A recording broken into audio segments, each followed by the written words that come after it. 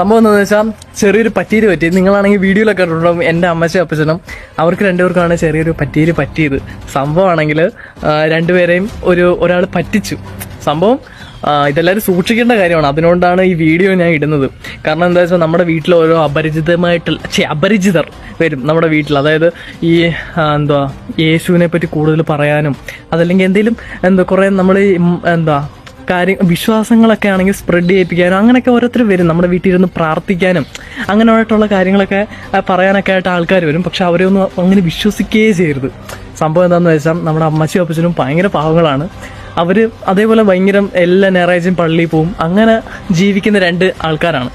അപ്പം ഇവരുടെ വീട്ടിലാണെങ്കിൽ ഒരു സ്ത്രീ വന്നിട്ട് ഇവർ സ്വയം പറയുന്നത് എന്താന്ന് വെച്ചാൽ താനാണെങ്കിൽ വേളാങ്കണ്ണി മാതാവിൻ്റെ ഞാൻ മറിയുവാണ്, ഞാൻ ദൈവമാണ്, അങ്ങനെ ഒരു ടൈപ്പിലാണ് പുള്ളിക്കാരി പറയുന്നത്.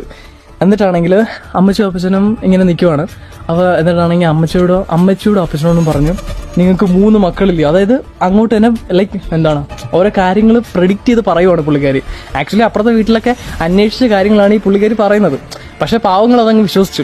എന്നിട്ടാണെങ്കിൽ പെട്ടെന്ന് ഇവരുടെ വീക്ക് പോയിന്റിൽ കയറി പിടിച്ചു. അതായത് എന്നെ അമ്മച്ചിയുടെയും അപ്പച്ചൻ്റെ വീക്ക് പോയിന്റിൽ കയറി പിടിച്ചു. എന്നെ അമ്മച്ചി അപ്പച്ചൻ എന്ന് പറയുമ്പം മക്കള് അതേപോലെ കൊച്ചുമക്കൾ എന്ന് പറയുമ്പോൾ ഇവർക്ക് ഭയങ്കര ജീവനാണ്. അപ്പം ഈ പെണ്ണുപിള്ളയാണ് ഈ സ്ത്രീ ആണെങ്കിൽ വന്നിട്ട് പറഞ്ഞു, ഇതേപോലെ നിങ്ങളുടെ മൂത്ത കൊച്ചുമോൻ, അതായത് ഞാൻ മൂത്ത കൊച്ചുമോൻ്റെ അപ്പനും പെട്ടെന്ന് തന്നെ ഒരു വാഹനാപകടത്തിൽ മരിക്കും.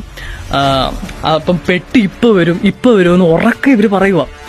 ഇത് കേട്ടതും അമ്മച്ചിയുടെ ബോധം ഏകദേശം അങ്ങ് പോയി. പുള്ളിക്കാരുടെ ബോധം ഏകദേശം പോയി. പുള്ളിക്ക് ബോധം ഒരു പകുതി ബോധം പോയി. എന്നിട്ട് ഇതിന് പരിഹാരമായിട്ട്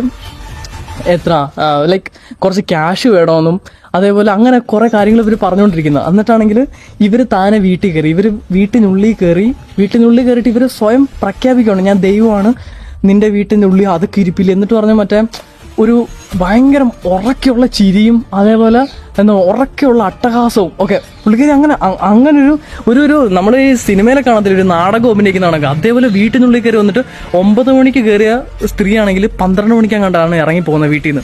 അത്രയും നേരം ഭയങ്കര ഒച്ചയും ബഹളവും.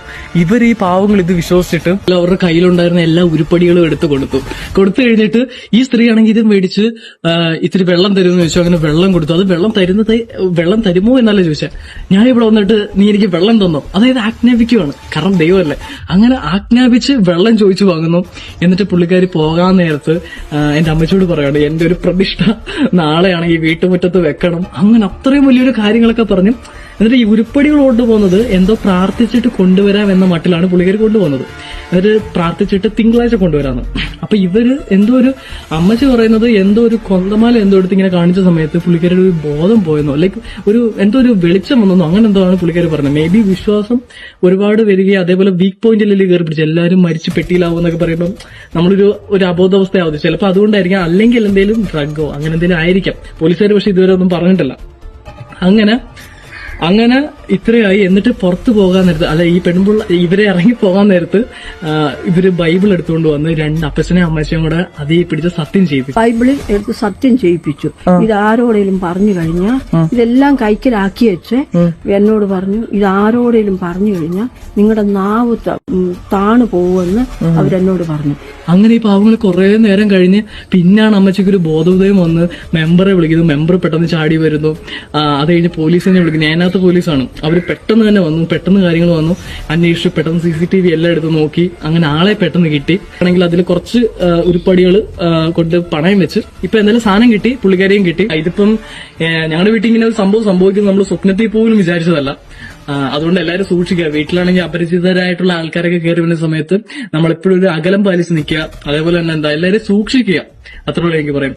എന്തായാലും ഇന്നത്തെ ദിവസം എന്ന് പറയുമ്പോൾ ഭയങ്കര തിരക്കുള്ള ദിവസമായിരുന്നു. കാരണം ഫുള്ള് അവിടെ ആയിരുന്നു ഇങ്ങനെ. പക്ഷെ പോലീസുകാരും അതേപോലെ അവിടുത്തെ മെമ്പറും ഭയങ്കര ഹെൽപ്ഫുൾ ആയിരുന്നു. കാരണം പെട്ടെന്ന് പോലീസിനെ വിളിച്ചിട്ട് തന്നെ പെട്ടെന്ന് അവർ വരികയും അതേപോലെ മെമ്പറും എല്ലാം എപ്പോഴും അവിടെ തന്നെ ഉണ്ടായിരുന്നു. സോ എല്ലാവരും ഭയങ്കര ഒരു താങ്ക് യു സോ മച്ച് എന്നാണ് പറയാനുള്ളത്. പിന്നെന്താ, അത്രേ ഉള്ളൂ. സോ എല്ലാവരും സൂക്ഷിക്കുക. ഓക്കെ.